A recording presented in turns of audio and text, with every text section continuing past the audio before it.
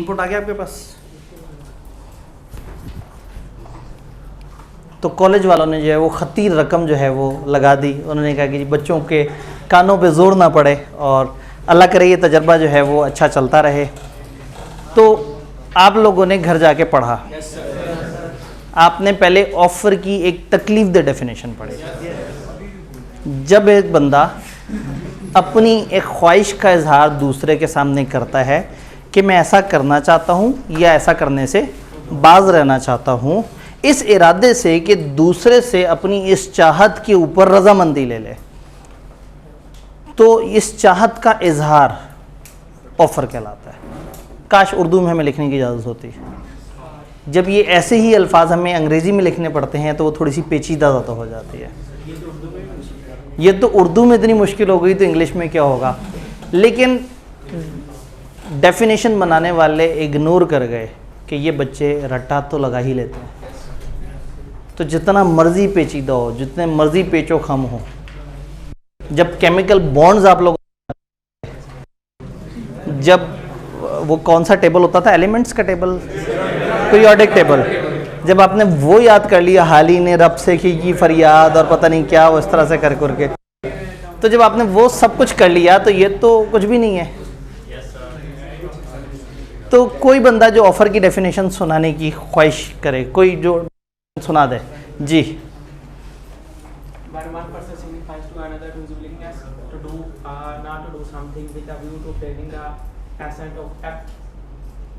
Accent of that,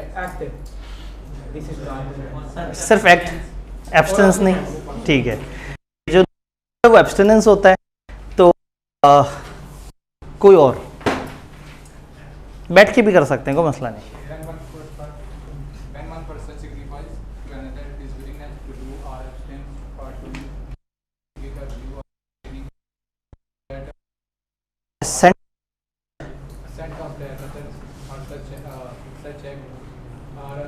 To such act or abstinence,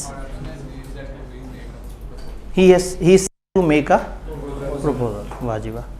और कोई जी।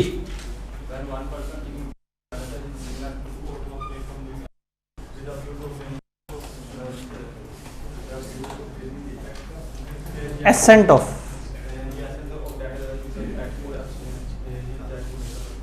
ठीक है, इसका मतलब है when one person signifies his willingness। जब एक बंदा दूसरे को सिग्निफाई करता है कि मैं तैयार हूँ, क्या, टू डू और एब्सटेन फ्रॉम डूइंग, मैं ये करना चाहता हूँ या ये करने से बाज रहना चाहता हूँ। ऐसा क्यों करता है? With a view to obtain the assent of that other, यूँ तोड़ लिया, इस इरादे से कि उसकी रजामंदी ले ली जाए। किस चीज़ पे? टू दैट एक्ट और एब्सटेनेंस। तो आगे फिर इसका मतलब है कि की है वो प्रपोजल है या वो ऑफ़र है। ऑफ़र की इस डेफिनेशन में अभी भी कोई कन्फ्यूजन है तो मुझे बताइए। Offer all clear? ठीक है।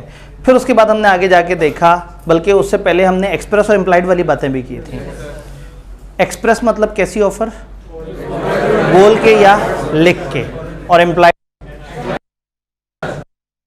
एक्सेप्टेंस, वो एक्सप्रेस भी हो सकती है और इम्प्लाइड भी हो सकती है, एक्शन से भी नज़र आ सकती है, अल्फाज से भी नज़र आ सकती है। कोई कन्फ्यूजन है इसमें?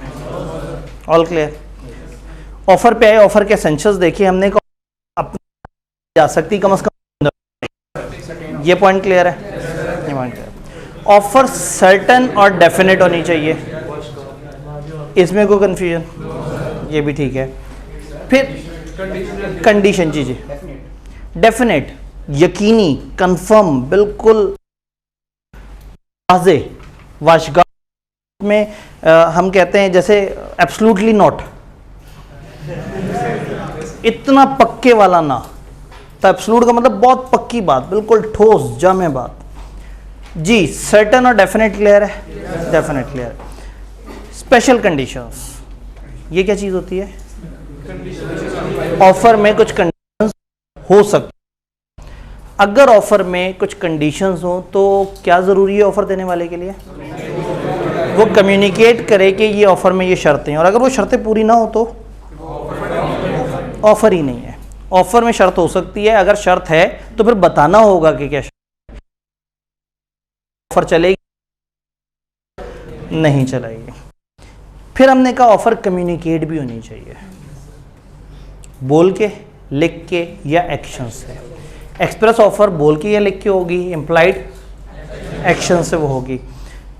अगर खत के थ्रू ऑफर हो रही हो तो कब कम्युनिकेट होती है? जब खत पहुंच। अदरवाइज हम कहते हैं कम्युनिकेशन ऑफ ऑफर का मतलब है when it comes to knowledge of offeree, जब उसे पता लग जाए कि आपने उसे ऑफर क्या की है। कम्युनिकेशन ऑफ ऑफर में कोई कन्फ्यूजन नहीं। फिर एक थोड़ा सा टेक्निकल सा कॉन्सेप्ट था इनविटेशन टू ऑफर। हमने कहा था कि कभी कभी जो नज़र आ रहा होता है वो ऑफ़र नहीं होती, वो इनविटेशन होता है। इनविटेशन सर्टेन और डेफिनेट नहीं होता। इनविटेशन वाले बंदे ने बताया होता है कि हम नहीं हैं, बात करते हैं, यानी किसी को बुलाया है कि आओ बात करें, बताओ तो सही तुम क्या कहते हो। तो जब भी कोई एक बंदा दूसरे को इनवाइट कर रहा है तो ये इनविटेशन टू ऑफर कहलाता है कि वो उसे इनवाइट कर रहा है कि आओ तो सही, ऑफर तो दो। तो ये इनविटेशन और ऑफर, इन दोनों में फ़र्क होता है। ऑफर ये है जब एक बंदा कहता है मैं ये चीज़ ऐसे चाहता हूँ, तुम बताओ क्या तुम मेरी बात को मानते हो या नहीं। यानी क्लियर एक बंदा रुपए, जिन्स, क्या चीज़, कितने, कौन सी चीज़, कौन को कितने में क्या बेच रहा है, पूरी बात बताएगा और उसके बाद कहेगा कि ये, और दूसरा उसको एज इट इज़ मान लेगा, तो फिर एक्सेप्टेंस होगी। जी सर, जो बंदा इनविटेशन कर रहा है वो ऑफर करेगा या एक्सेप्ट करेगा? वो इनविटेशन वाले बंदे ने तो कह दिया है कि ये इनविटेशन है हमारी। अब अगला बंदा आके ऑफर देगा। अब दो बातें हो सकती हैं। कॉलेज ने बाहर लगा दी एडमिशंस ओपन और अंदर कोई प्राइस लिस्ट नहीं लगी हुई।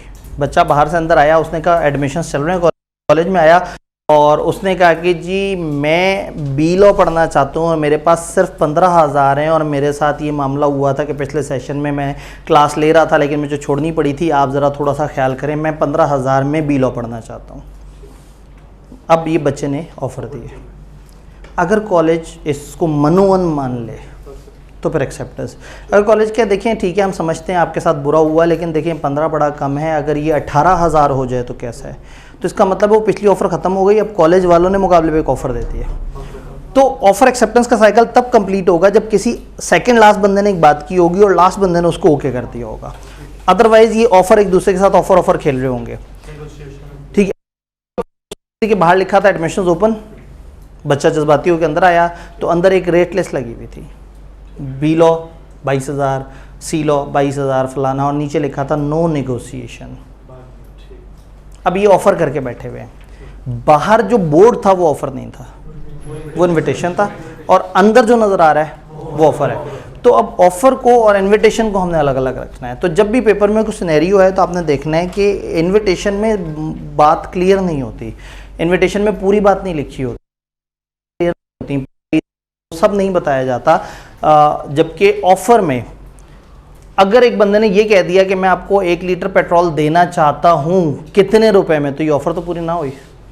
अगर वो कहता है मैं आपसे 1 लीटर पेट्रोल इतने रुपए में ख़रीदना चाहता हूँ तो ऑफ़र है। मैं आपसे 250 रुपये में कुछ लीटर पेट्रोल ख़रीदना चाहता हूँ, ये भी ऑफ़र नहीं है। तो इसका मतलब जब तक 100% क्लैरिटी होगी तब तक ऑफ़र नहीं होगी, जब तक क्लैरिटी ना हो। तो ऑफ़र और इन्विटेशन में बहुत बड़ा फ़र्क ये है कि इन्विटेशन मूल सी बात होती है, बैठेंगे, अच्छा देखो तो सही, आओ तो सही, बाबूजी सुनो तो सही, ये सब है इनविटेशन। और ऑफ़र है बड़ा क्लियर कट, ये रुपए, ये चीज़, ऐसे, बस ये हमारी तरफ से बात। जी सर, जो डिस्प्ले में चीज़ें लगी होती हैं तो उसके ऊपर लिखा होता है प्राइस। जी, अब डिस्प्ले पे जो चीज़ें रखी हुई हैं उसमें 2 ऑप्शंस हो सकती हैं, या प्राइस लगी हुई है या नहीं लगी हुई। जैसे एक आम फल वाला जब अपनी रेडी लेके जा रहा होता है तो उस पर नॉर्मली प्राइस टैग नहीं लगा हुआ होता।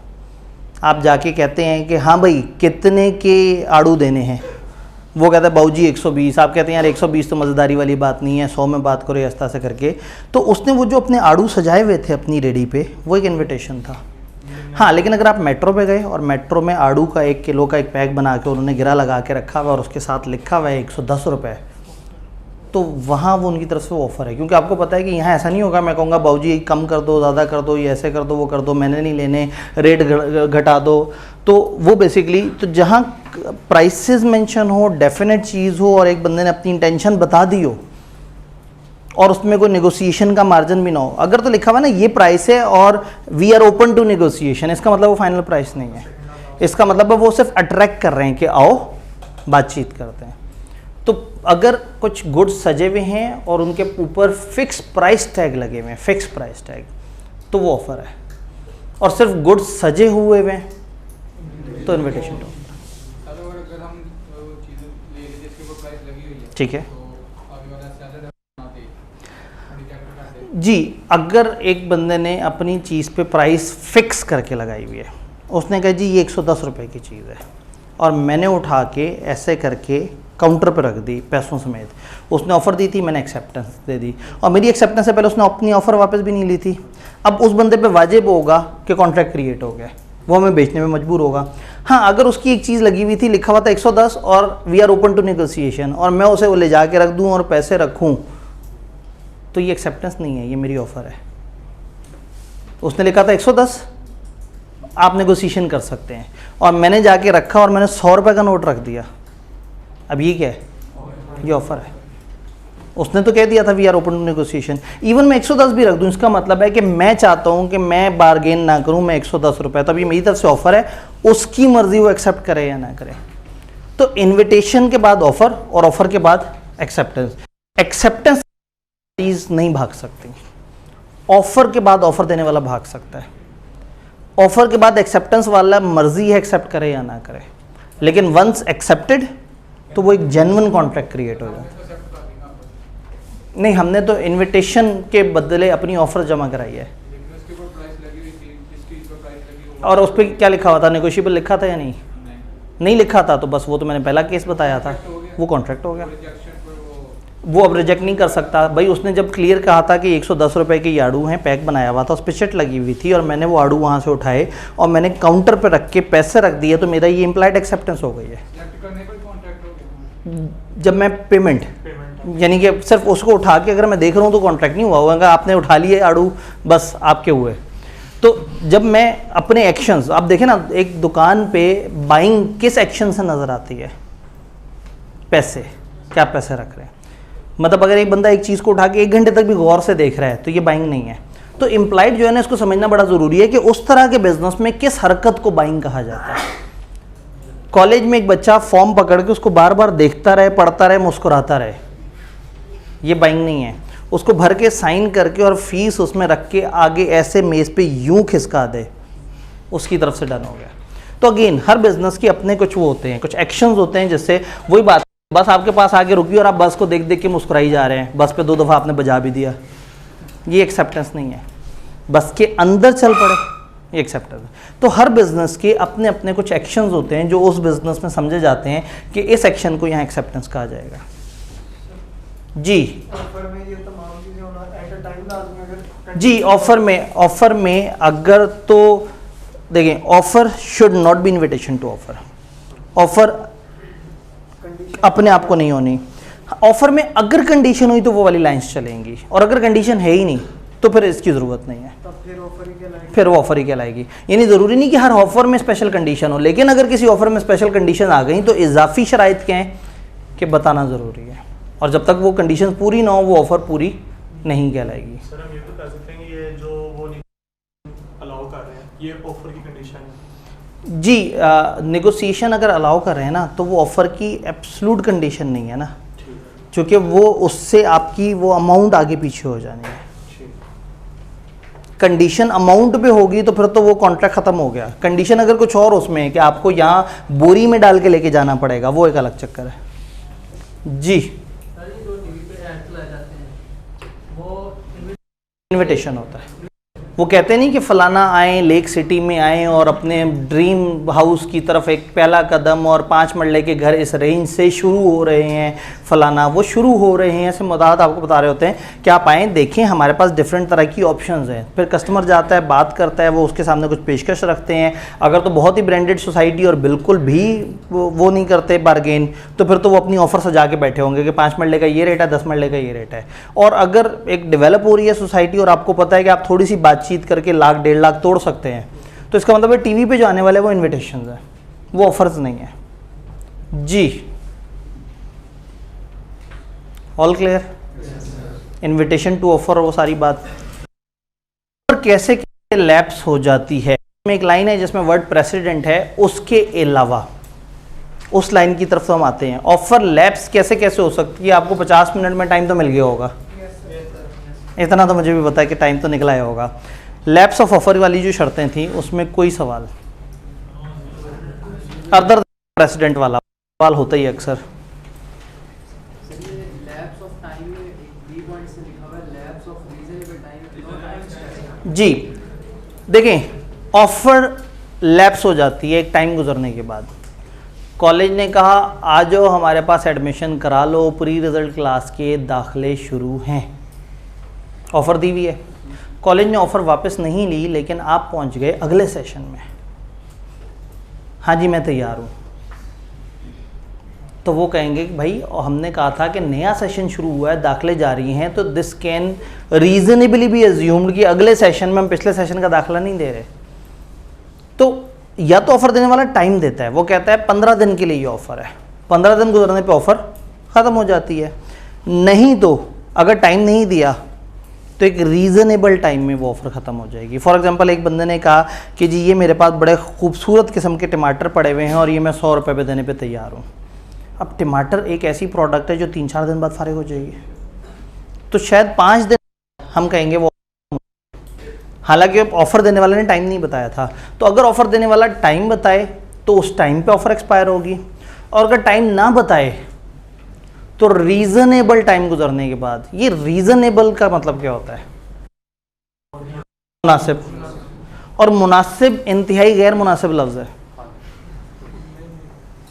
फॉर एग्जांपल एक बच्चे ने मुझे ईमेल की, सर मुझे एक कन्फ्यूजन आ रही है कॉन्सेप्ट में। मैंने कहा यार मैं अभी बिज़ी हूँ, मैं तुम्हें मुनासिब टाइम के बाद जवाब दूंगा। तो 6-7 दिन बाद मैं उसे जवाब दे दूँ शायद। एक बच्चे ने पेपर से पिछली रात 1 बजे सवाल पूछा, मैं कह रहा मैं तुम्हें मुनासिब टाइम में जवाब देता हूँ। अब यहाँ मुनासिब कितना होना चाहिए? पेपर तो बहुत आगे है, असूलन अगले 15-20 मिनट, आधा घंटा, रात 1 बजे, उसने सोना भी तो है। तो वही मैं, वही बच्चा, वही ईमेल, लेकिन मुनासिब की डेफिनेशन बदल गई। कॉलेज को दाखिले शुरू होने से महीना पहले आपने रब्ता किया, जी मुझे फलाना में एडमिशन लेना है, मुझे पूछनी, होने का मैं आपको मुनासिब टाइम में बताता हूँ, वो 10 दिन बाद भी बता दें चल जाएगा। लेकिन दाखिले शुरू हो चुके हैं क्लासों में, अब आप जल्दी से एडमिशन कराना चाह रहे हैं, आपने कहा मुझे ये इन्फॉर्मेशन बताया, उन्होंने कहा मैं आपको मुनासिब टाइम में बताता हूँ। अब यहाँ मुनासिब टाइम चंद आवर्स होना चाहिए। तो रीज़नेबल किसे कहते हैं? मौके की मुनासबत से, सिचुएशन के हिसाब से। तो टमाटरों में रीज़नेबल 3 दिन हुआ। अगर किसी एक बंदे ने दूसरे को ख़त लिख के, इंग्लिस्तान से पाकिस्तान ख़त लिखा और वो पहुंचा बहरी रास्ते से आहिस्ता आहिस्ता 40 दिन के बाद, और उसने कहा रीज़नेबल टाइम में मुझे इसका जवाब पहुंचा देना, तो अब रीज़नेबल टाइम शायद 50-60 दिन है, अगले 50-60 दिन। क्योंकि जो मोड इस्तेमाल हो रहा है उसमें सबको पता है कि जब ख़त जाने में 40 दिन लग रहे हैं तो आने में भी 40 दिन लगेंगे, 5-10 दिन उसे सोचने में भी लगेंगे। तो ऑफ़र उस टाइम पे ख़त्म हो जाती है जो टाइम दिया हुआ है, और अगर कोई टाइम नहीं दिया हुआ रीज़नेबल टाइम में ख़त्म हो जाएगा। डन जी। उसमें फिर वो प्रेसिडेंट वाला पॉइंट भी था, उसके अलावा कोई पॉइंट? एक वर्ड इस्तेमाल हुआ है प्रेसिडेंट। प्रेसिडेंट क्या होता है? पिछला, पहले से मौजूद। अदालतों में ये वर्ड इस्तेमाल होता है। अगर अदालत ने एक फ़ैसला पीछे कभी किया कुछ रूल्स की बेस पे, तो वो कह देते हैं इस चीज़ का तो हमारे पास प्रेसिडेंट मौजूद है। सियासी हलकों में भी जुमला बोला जाता है कि इस तरह का प्रेसिडेंट हमें 4 साल पहले भी नज़र आता है, 4 साल पहले भी इस जैसा ही काम हुआ था। तो प्रेसिडेंट कहते हैं जो चीज़ पहले से मौजूद हो। तो अगर एक ऑफ़र में कुछ कंडीशंस पहले से मौजूद थी और वो कंडीशंस पूरी नहीं हुई, तो ऑफ़र क्या होगी? लैप्स कर जाएगी। तो वहाँ जुमला क्या लिखा हुआ है? Non fulfilment of condition. वो कंडीशंस पूरी नहीं हुई, कौन सी? जो पहले से ऑफ़र में मौजूद थी। यानी ऑफ़र में कुछ कंडीशंस थी और वो कंडीशंस पूरी नहीं हुई, तो ऑफ़र खुद ब खुद ख़त्म हो गए। गुज़िश्ता लेक्चर से रिलेटेड कोई और सवाल? सारी बातें क्लियर है? ऑफ़र समझ आ गई? एक्सेप्टेंस तो आसान बात है, क्योंकि ऑफ़र की डेफिनेशन मुश्किल थी, ऑफ़र और उससे रिलेटेड सारी बातें क्लियर हैं सबको। चलते हैं फिर आगे। काउंटर ऑफर इज मेड का बता। काउंटर ऑफर, ऑफर के बदले ऑफर। ए ने बी से कहा कि जी मैं आपसे अगर 250 रुपये दूँ तो आपसे 1 लीटर पेट्रोल ले लूँगा। उसने कहा 1 लीटर पेट्रोल तो दे दूँगा लेकिन मैं 260 रुपये में दूँगा। आपने ऑफ़र दी 250 में 1 लीटर, उसने आगे से मुकाबले पे ऑफ़र दे दी 260 में 1 लीटर।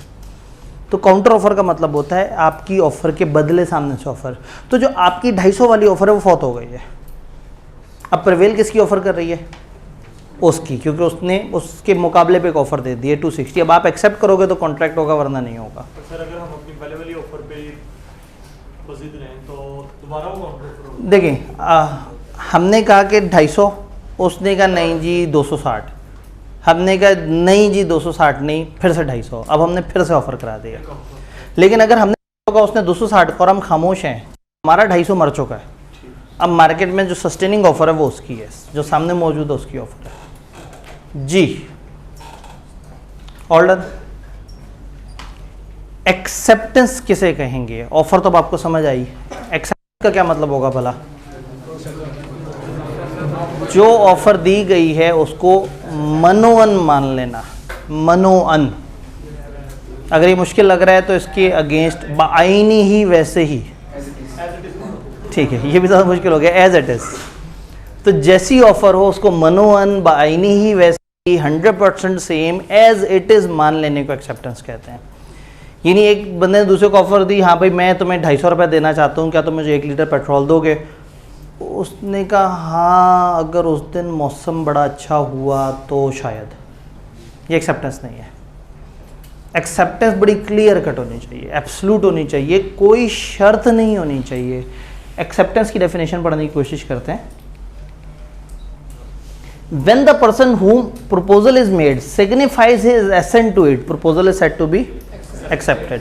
जिसको ऑफर दी गई है, जब उसने ऑफर मान ली तो ये समझा जाएगा कि एक्सेप्टेंस हो गई। तो खुशी की बात ये है कि एक्सेप्टेंस की डेफिनेशन उतनी तकलीफ दे नहीं है जितनी तकलीफ दे ऑफर। एक्सेप्टेंस के essentials. Acceptance must be absolute and unconditional. Acceptance absolute होनी चाहिए। एब्सोल्यूट यानी बिल्कुल क्लियर कट, वाजे, हाँ जी बिल्कुल ऐसे ही है, आपने जो बात की मैं एज इट इज़ इसे मानता हूँ। कोई शर्त नहीं होनी चाहिए। अगर सुनने वाले ने, मानने वाले ने अपनी एक छोटी सी शर्त भी ऐड कर दी तो हम कहेंगे ये काउंटर ऑफर करा रहा है। ए ने बी से कहा भाई 250 रुपये में आप 1 लीटर पेट्रोल दोगे, उसने कहा 1 लीटर पेट्रोल दूंगा, बस एक छोटी सी शर्त है 10 रुपये इजाफी दे देना। तो ये एक्सेप्टेंस नहीं है, ये काउंटर ऑफर हो गई। तो एक्सेप्टेंस गैर मशरूत होनी चाहिए, बगैर डाउट के होनी चाहिए, कोई इफ एंड बट नहीं होना चाहिए, कोई कंटिंजेंट प्लस माइनस नहीं होना चाहिए, जो है जैसा है एज इट इज़ होनी चाहिए। ये बात क्लियर है? देन एक्सेप्टेंस कम्युनिकेट होनी चाहिए। इसके ऊपर थोड़ा सा बाद में बात करते हैं। इसके नीचे एक्सेप्टेंस रीजनेबल मोड में होनी चाहिए। कभी कभी ऑफर देने वाला मोड बताता है। ऑफर देने वाले ने कहा ये मेरी ऑफर है, मैं आपको खत के थ्रू ऑफर कर रहा हूं, मुझे खत के जरिए यस जवाब दे दीजिएगा। तो एक्सेप्टेंस कैसे होनी चाहिए फिर? खत के जरिए। एक्सेप्टेंस देने वाला खत के बजाय फैक्स कर दे तो ये एक मुनासिब तरीका नहीं है। हम ये नहीं कह रहे कि उसने शर्त नहीं मानी, उसने 250 का पेट्रोल कहा था 1 लीटर, इसने मान लिया 250 का 1 लीटर। सिर्फ तरीका जो मोड था उसमें गड़बड़ है। लॉ ने थोड़ी सी लचक रखी है। वो कह रहे हैं कि अगर आपने एक बंदे से कहा कि मुझे इस मोड में जवाब चाहिए और उसने उस मोड में नहीं किसी और मोड में जवाब दे दिया, तो फिर आप उसे एक दफ़ा याद कराएंगे कि भाई मैंने आपसे इस तरह से कहा था। और अगर आप याद नहीं कराएंगे तो इसका मतलब है कि आपने मान लिया है। आपने कहा था खत के थ्रू जवाब देना, उसने ईमेल कर दी, आप मुस्कुरा दिए, ओके। लेकिन अगर ईमेल आने पे आप उसे लड़ते, आप उसे राब्ता करते, कहते नहीं भाई मैंने तुम्हें खत कहा था तो मुझे खत ही चाहिए, तो फिर एक्सेप्टेंस नहीं मानी गई। तो एक्सेप्टेंस उस मोड में होनी चाहिए जो बताया गया है, और नहीं बताया गया तो किस मोड में होनी चाहिए? रीजनेबल मोड में। जो भी उस बिजनेस में जो भी तरीका होता है ना एक्सेप्टेंस देने का, उस तरीके से एक्सेप्टेंस होनी चाहिए। मतलब कॉलेज वालों ने आपको मैसेज भेजा कि हाँ भाई आप अगर क्लासेस लेना चाहते हैं तो आएँ और एडमिशन करा लें, आपने व्हाट्सएप पे जवाब दिया हाँ मैं क्लासेस लेना चाहता हूँ। उन्होंने मॉड नहीं बताया आपको एक्सेप्टेंस का, लेकिन आपको पता है कि कॉलेजेस में एक्सेप्टेंस का क्या तरीका होता है, या आना होता है, आके फॉर्म भरना होता है, या घर बैठे बैठे फ़ीस जमा करा के उनको अपने पर्टिकुलर्स जमा कराने होते हैं कि ये फ़ीस है, ये उसकी रसीद है, ये मेरा डाटा है, ये मेरा आप प्रोसेस कर दें। तो अगर मॉड बताया जाए तो वो मॉड और ना रीजनेबल मॉड, और अगर बताए गए मॉड के मुताबिक अगला नहीं रिस्पॉन्स कर रहा तो उसे याद कराएं कि आपको किसी और मॉड में चाहिए थी। एक बंदे दूसरे को ईमेल की, उसने कहा ये मेरी ऑफ़र है, इस ऑफ़र का जवाब ईमेल पे देना, उसकी कॉल आ गई, उसने कहा यार वो मेरे ना इंटरनेट में मसला चल रहा है तो मैं तुम्हें ईमेल नहीं कर सकूंगा। तो आपने पहले पूछना है कि फिर मेरी ईमेल कैसे पढ़ ली तुमने अगर तुम्हारे इंटरनेट में मसला आ रहा है। तो खैर उसने कहा जी मेरे इस तरह का मैं आपको फ़ोन पे बता रहा हूँ। अगर तो आप उसके फ़ोन पे उसे मना करोगे नहीं भाई मैंने ईमेल ही जवाब चाहिए, तो फिर तो वो एक्सेप्टेंस ठीक नहीं है। लेकिन अगर आपने फ़ोन पे उसकी बात सुन के अच्छा जी कह दिया तो एक्सेप्ट हो गए। ये सारी बात को इंग्लिश में अगर हम देखें, acceptance should be made in manner specified, जो मैनर बताया गया एक्सेप्टेंस उस तरीके से होनी चाहिए। वेयर नो मॉड स्पेसिफाइड, जहाँ कोई तरीका नहीं बताया हुआ, acceptance should be made in usual manner, जो कॉमन तरीका होता है उस तरह के बिजनेस में वैसे। If acceptance is not made in manner prescribed in proposal, offerer shall insist for that. अगर उस तरीके से नहीं है तो ऑफर को क्या करना चाहिए, इंसिस्ट करना चाहिए, जोर देना चाहिए। If he fails to insist, अगर वो ऐसा ना कर सके, इंसिस्ट ना कर सके, जोर ना दे सके, with in reasonable time it is deemed, ऐसा समझा जाएगा। ये लॉ का वर्ड है डीम्ड, इसका मतलब होता है समझा जाएगा। जैसे सीम होता है ना, ऐसा लगता है, डीम्ड ऐसा माना जाता है। तो डीम जब भी है इसका मतलब हमेशा होगा ऐसा समझा जाएगा। अगर रीजनेबल टाइम में उसने इंसिस्ट नहीं किया, ये समझा जाएगा कि that he has accepted performance. Clear, यहां तक बात। फिर अगला एसेंशियल, एक्सेप्टेंस देते वक्त एक्सेप्ट पता होना चाहिए प्रपोजल का। एक बंदे का बटवा गुम गया, उसने जो है वो ऐलान करा कि जो मेरा बटवा ढूंढ के लेके आएगा मैं उसे 10,000 रुपये इनाम दूंगा। कुछ दिनों बाद इसका एक दोस्त जिसके घर ये बटवा भूल आया था इसके पास आया और उसने कहा कि वो तो मेरी तरफ बटवा भूल आए थे। ये बड़ा खुश हुआ, उसको गले लगाया, बटवा खोल के उसमें से पैसे निकालने लगा तो एकदम से ख़्याल आया। इसने उससे पूछा कि तुम ये जो बटवा मेरे पास लेके आए हो ये क्यों लेके आए हो? उसने कहा इसलिए कि मैं तुम्हारा दोस्त हूँ, मेरे घर पड़ा हुआ था, मैं तुम्हारे पास ले आया। इसने कहा तुमने कुछ सुना तो नहीं? मैंने कहा क्या? उसने कहा कुछ नहीं, आओ बैठते हैं और मैं तुम्हें चाय शाय वगैरह पिलाऊँ। चाय शाय पिला के उसे रुखसत कर दिया। जा रहा था, रास्ते में उसको एक और दोस्त मिला और उसने बताया कि यार वो फलाना बंदे का बटवा मेरे घर रह गया था, मैं उसे दे। उसने कहा यार उस पर तो 10,000 इनाम था। उसने कहा ना कर यार। वापस आया और उसने कहा कि जी आपने मुझे इनाम दिया ही नहीं। तो इस वक्त इनाम मांगना गलत है, चूँकि उसने जिस वक्त बटवा दिया वो अपनी तरफ से एक्सेप्टेंस नहीं दे रहा था, वो अपनी तरफ से एक नेकी का काम कर रहा था। Acceptor must be aware of the offer, accept करने वाले को पता होना चाहिए कि ये ऑफर है, यानी कि वो जो हरकत है वो तब एक्सेप्टेंस मानी उसको पहले से पता होगा। तो अगर उस दोस्त ने बटवा ला दिया और उसे नहीं पता था बटवा ढूंढने वाले को 10,000 का इनाम है तो वो उसको इनाम नहीं मिलेगा, वो ऑफर एक्सेप्ट नहीं हुई। ये बात समझ आई? Acceptor must be aware of the proposal at the time of acceptance. आखिरी बात तो पढ़े ना पढ़े बात बराबर है। जुमला पढ़ें जरा, मुझे बताएं कि आपको बहुत अजीब सा तो नहीं लगा?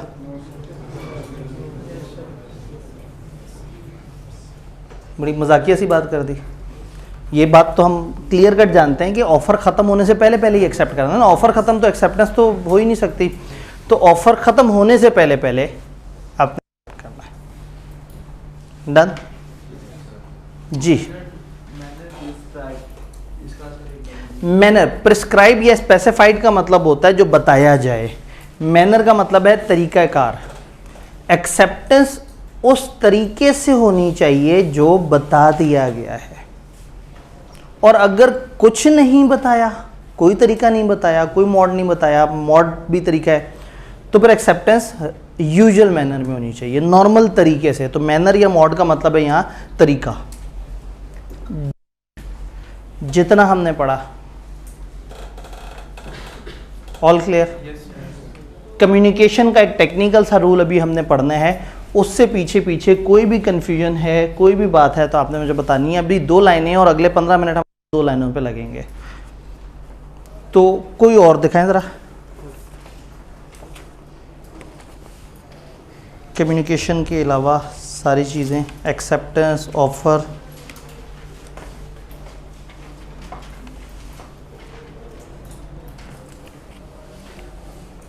सब कुछ ओके? ऐसा ना हो कि चैप्टर ख़त्म हो जाए। चैप्टर हम कल ही ख़त्म करेंगे नहीं, हमने 2 लाइंस पे बहस करनी है क्योंकि 2 लाइंस थोड़ी सी टेक्निकल है। एक्सेप्टेंस की communication, acceptance may be complete when it is communicated to the offer. Acceptance कब कंप्लीट होगी? जब कम्युनिकेट होगी। ये जुमला आपने सुना, आपको पहले जैसा लगा, ऑफर में भी ये जुमला था, अगला जुमला में भी आपको जैसे ऑफर में था यहाँ पे, offer can be accepted by word spoken और रिटन और थ्रू कंडक्ट ऑफ पर्सन। ये जुमला भी आपको पता है। It can not be in form of negative confirmation. ये नेगेटिव कंफर्मेशन नहीं होनी चाहिए। नेगेटिव कंफर्मेशन क्या होती है? एक ऐसी कंफर्मेशन जिसमें अगले ने कंफर्म ही कुछ नहीं किया। फॉर एग्जाम्पल, आपका एक दोस्त आपको कहता है कि देखो अगर तुमने 3 बजे तक मुझे ना बताया कि क्या प्लान है तो मैं समझूंगा कि तुम तैयार हो क्रिकेट खेलने के प्लान पे। कई दफ़ा क्या होता है, आप एक दोस्त से कहते हैं हाँ यार कल क्रिकेट का प्लान करते हैं, नहीं यार कल वो घर में मेहमान भी आ रहे हैं। अच्छा, अगर मैंने तुम्हें ना बताया, कुछ ना बताया, अगले दिन 3 बजे तक मैसेज ना किया तो समझ जाना कि मैं क्रिकेट खेलने आ रहा हूँ। कभी कभी पैगाम ऐसा होता है कि आप कहते हैं मेरा जवाब ना आने का मतलब होगा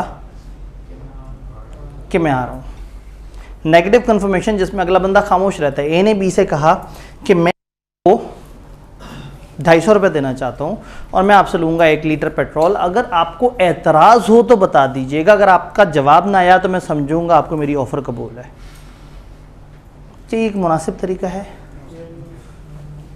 क्यों, इसमें गड़बड़ क्या है? ए ने बी को ख़त लिख दिया है और कहा है कि अगर आपका जवाब नहीं आया तो मैं समझूंगा सब ओके है और आपने एक्सेप्ट कर लिया है। इसमें मसला क्या है? टाइमिंग डिफरेंस आ सकता है। मेरा ख़त उस तक पहुंचा ही नहीं और मैं लुडियाँ डाल रहा हूँ कि वो मेरी तो ऑफ़र एक्सेप्ट हो गई। आमतौर पर जवाब ना आना मतलब ना होता। नॉर्मली जवाब ना आना ना होता है। बड़ी गहरी और तकलीफ दे बात कर दी उन्होंने जी। और कुछ लोग ये मानते हैं कि खामोशी नीम रजामंदी है, तो फंस गए। ये डिपेंड करता है, एक ढीठ वाला और एक हकीकत। जो ढीठ वाला है वो बड़े अरसे तक समझता रहता है कि खामोशी नीम रजामंदी है, और जो हकीकत पसंद होता है वो ब्लॉक होने के बाद समझ जाता है कि गेम हाथ से निकल गई।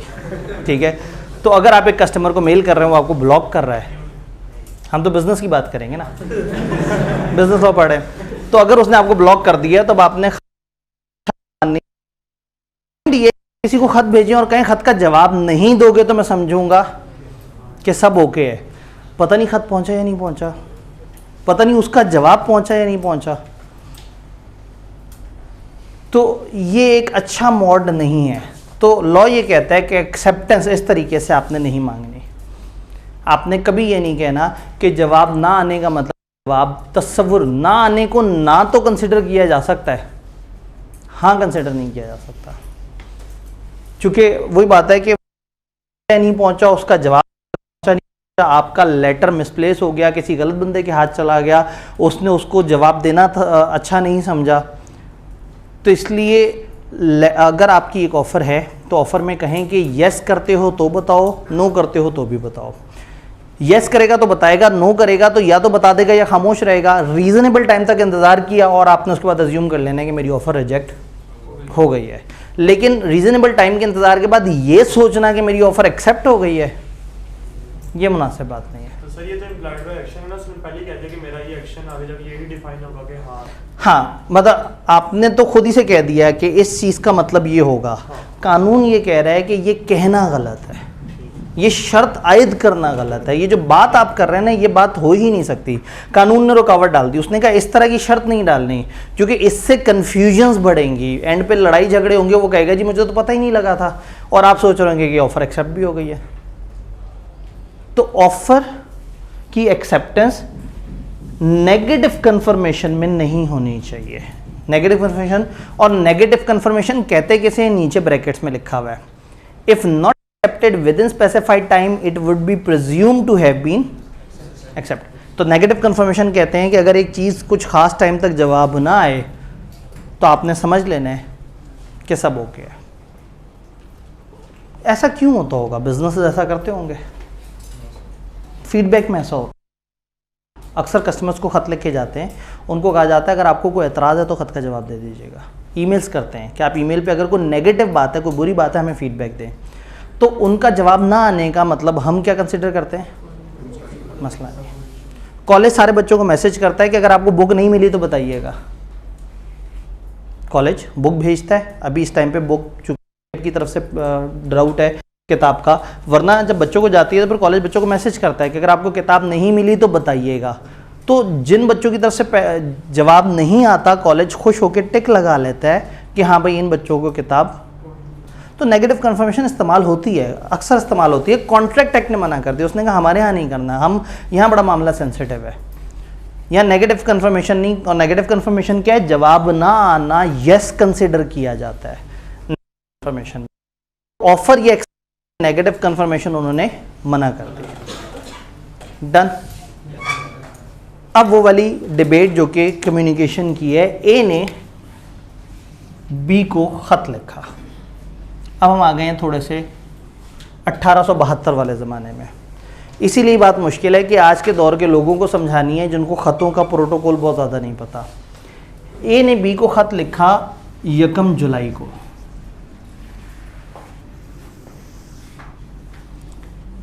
कि अगर मैं तुम्हें 250 रुपये के हिसाब से पेमेंट करूं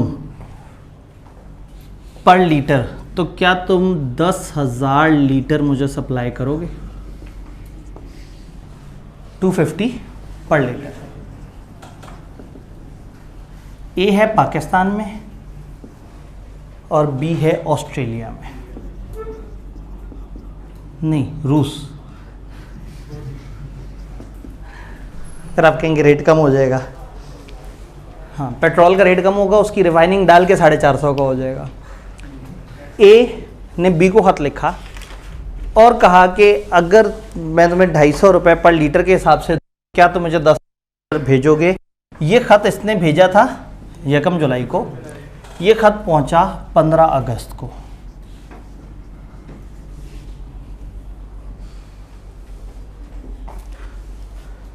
बी को ऑफ़र अच्छी लगी, 250 रुपये लीटर पेट्रोल। अपने मुल्क में वो शायद 220 रुपये का बेच रहा होगा, तो वो बड़ा खुश हो गया कि ठीक है मुझे दूसरे मुल्क से ग्राहक मिल रहा है 250 का। उसने क्या किया, 18 अगस्त को, थोड़ा सा पहले देखा उसके पास स्टॉक कितना थोड़ा सा कम था, कुछ चीज़ें अरेंज करके 18 अगस्त को अपने पास 10,000 लीटर साइड पे स्टॉक में करके साइड पे कर दिया और अपने स्टाफ से कह दिया ये किसी ने सेल नहीं करना, ये मैंने ए के लिए रखा हुआ है। और ए को 18 तारीख को ख़त रवाना कर दिया। ये ख़त था ऊपर वाला ऑफ़र का और नीचे वाला ख़त एक्सेप्टेंस का। 18 तारीख को एक्सेप्टेंस का ख़त रवाना कर दिया ए को। ए को ये ख़त कब मिला? 2 अक्टूबर को।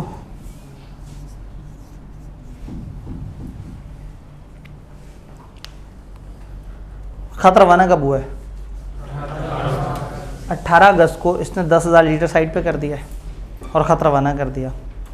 ए को पता है ख़त जाने में 1.5 महीना लगता है, तो ख़त आने में भी 1.5 महीना लगता होगा, कुछ दिनों का रिस्पॉन्स टाइम भी होना चाहिए। ए ने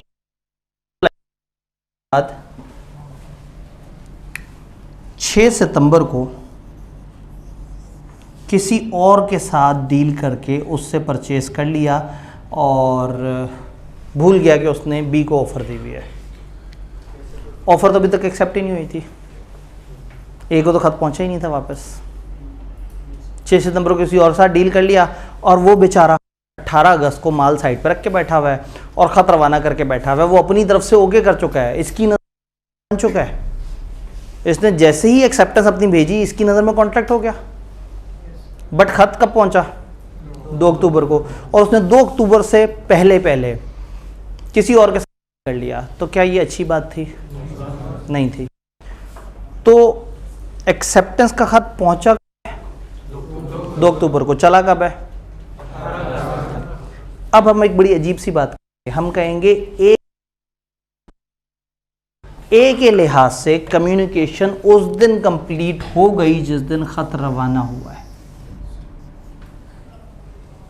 ये 18 तारीख को बाउंड हो चुका है, उसे जवाब मिला नहीं है, खत अभी पहुंचा नहीं है। लेकिन चूंकि खत रवाना हो चुका है, और पुराने खतों के ज़माने में ये मसला होता था कि आपको वेटिंग टाइम और उसको जहन में रखना होता था। तो अगर खत रवाना हो चुका है, ए के हिसाब से एक्सेप्टेंस की कम्युनिकेशन 18 को हुई है। अच्छा, बी ने खत रवाना किया हुआ है, रवाना होते होते होते होते इस दिन वो पानी में डूब गया, पानी के रास्ते से आ रहा था। जब तक बी का खत पहुंचेगा ए को, बी तो नहीं बाउंड होगा। ए को तो पता ही नहीं कि बी 10,000 पेट्रोल साइड पर रख के बैठा हुआ है। तो ये खत पहुंचेगा तभी बी इस कॉन्ट्रैक्ट पे बाउंड होगा। और खत जब रवाना किया था तो कौन बाउंड हो गया था? तो मजे की बात, बी उस दिन बाउंड होगा जिस दिन खत पहुंचेगा। उलट हो गया। ऑफर में ऑफर देने वाला उस वक्त अपनी ऑफर पे कायम हो जाता था, ऑफर रिसीव करने वाला जिस दिन रिसीव करता था उस दिन बाउंड होता था। एक्सेप्टेंस में ये कहानी उलट हो जाती है। एक्सेप्टेंस का खत रवाना होता है तो ऑफर है, और खत पहुंचता है ऑफर ही बाउंड हो जाता है। ये लॉजिक समझ आई है तो मुझे बताएं, पॉइंट समझ आया कि दुख क्या है इसमें? ये है कि जाहिर है एक बंदा जिसने एक्सेप्टेंस दी है तो आज़ाद बंदा है, कभी भी उठ के एकदम से ऑफर दे दी। जब ऑफर दी, इसके पास पहुंची, इसने उस ऑफर का एहतराम करके पूरा अपने पास रिसोर्स अरेंज करके रीजनेबल टाइम में जवाब रवाना भी कर दिया, और उसका जवाब तकरीबन उतने ही दिन ले रहा है जितने दिन ऑफर आने में लिए थे। तो इसका तो कोई कसूर नहीं। तो असूलन जिस दिन इसने खत रवाना कर दिया है, एक ही नज़र में कॉन्ट्रैक्ट उस दिन क्रिएट हो गया है। लेकिन बी की नज़र में कॉन्ट्रैक्ट किस दिन क्रिएट होगा? खत पहुंचेगा। तो इसी चीज़ को इंग्लिश में देखते हैं। ऑफरर के नज़दीक कम्युनिकेशन उस दिन कंप्लीट होती है when it is put in course of transmission, जिस दिन उसे ट्रांसमिट किया जाता है। और ऑफरी के नज़दीक कंप्लीट होती है टू द नॉलेज, जब भी उसके पास पहुंचता है। इंग्लिश देखते हैं। Communication is complete against proposer. अपने पास किताब में अगेंस्ट को अंडरलाइन करके उसके ऊपर लिख लें एज पर, नहीं तो अगेंस्ट आप वो वाला अगेंस्ट समझेंगे जो सादा इंग्लिश वाला होता है, मुखालिफ वाला। अगेंस्ट प्रपोजर का मतलब है प्रपोजर के हिसाब से। तो communication is complete as per proposer. Proposer कौन है भला? ऑफरर। हमारी एग्जांपल में कौन है? A. Communication is complete against A when it is put in course of, जब खत रवाना हुआ है प्रपोजर उस दिन बाउंड हो गया, प्रपोजर के नजदीक कम्युनिकेशन हो गई है। और communication is complete against acceptor, B के नजदीक किस दिन कंप्लीट होगी? When it comes to knowledge of proposer, जब वो प्रपोजर को पता लगेगा। तो ये डायग्राम बड़ी इंपॉर्टेंट है कि आपने जहन में रखना है कि एक्सेप्टेंस में बंद खत वो रवाना करता है, बाउंड ये हो जाता है। खत इसके पास पहुंचता है, बाउंड वो हो जाता है। यानी जिसके हाथ में खत है वो नहीं, सामने वाला बंदा बाउंड हो रहा है। वो खत रवाना करते हुए खत उसके हाथ में था, बाउंड कौन हो रहा था? ए। और जब ए के हाथ में पहुंचा खत तो कौन बाउंड हो गया? बी। ये टेक्निकल पॉइंट है, ये चैप्टर का तकरीबन सबसे टेक्निकल पॉइंट है। ये बात समझ आ गई? जी कॉन्ट्रैक्ट बन जाएगा। कॉन्ट्रैक्ट किस दिन होती है ये बात तो तय, लीगल बैकएंड पे हम एज्यूम कर रहे हैं कि है, तो जिस दिन एक्सेप्टेंस हो जाएगी उस दिन कॉन्ट्रैक्ट बन जाएगा। क्योंकि एक्सेप्टेंस खत के थ्रू हो रही है, ए की नज़र में कॉन्ट्रैक्ट बन गया है 18 तारीख को और बी की नज़र में कॉन्ट्रैक्ट बना है 2 अक्टूबर को। ये 18 के साथ में ताकि कंफ्यूजन ना रहे। जी ए को तो पता ही नहीं, बिल्कुल सही बात की, ए को तो वाकई नहीं पता, तो खत क्यों भेजा था? खत भेजा था कि ये मेरी ऑफ़र है, और ये भी पता था कि खत जाने में टाइम लेता है, तो वो खत वापस आने में भी टाइम लेता है। तो ए को इखलाकन खत भेजने के बाद कुछ 3.5-1 महीने इंतज़ार करना चाहिए था। 1.5 महीना जाने का, 1.5 महीना आने का, थोड़ा सा प्रोसेसिंग हल्का फुल्का डिले हो जाए। तो जब वो मोड ही उसने वो चूज़ किया जिसमें स्लो होता है, तो फिर उसको एहतराम करना चाहिए था वक्त का। जी हाँ, अब अगर ख़त रास्ते में डूब गया, ए ने अपनी ऑफ़र का के बाद रीज़नेबल टाइम वेट किया। इस एग्जांपल में हमें नज़र आ रहा है कि 1.5 महीना जाने का, 1.5 आने का, आधा महीना, बहुत ही सेफर साइड 1-1.5 महीना और लगा लें। 4-5 महीने तक अगर जवाब नहीं आ रहा तो फिर वो अज्यूम कर ले कि मेरी ऑफ़र ख़त्म हो गई, एक्सेप्ट नहीं हुई होगी। नहीं तो 6 सितंबर के करीब जब वो डील करने लगा था तो उस टाइम पे फैक्स भी मौजूद होता था, लेकिन बहुत महंगा होता था। उसको तार कहा जाता था कि फ़लाना इलाके तार आई है, तो उस टाइम पे वो उस तार के थ्रू उसको बताता कि मैं अपनी ऑफ़र वापस ले रहा हूँ। ऑफ़र के पहुँचने से पहले पहले वापस ले लेता, एक्सेप्टेंस से पहले पहले भी वापस ले लेता, चल जाता काम। बट ये एक्सेप्ट कर चुके हैं, इस बेचारे का क्या कसूर है? इसके जज्बात का क्या कहेंगे आप?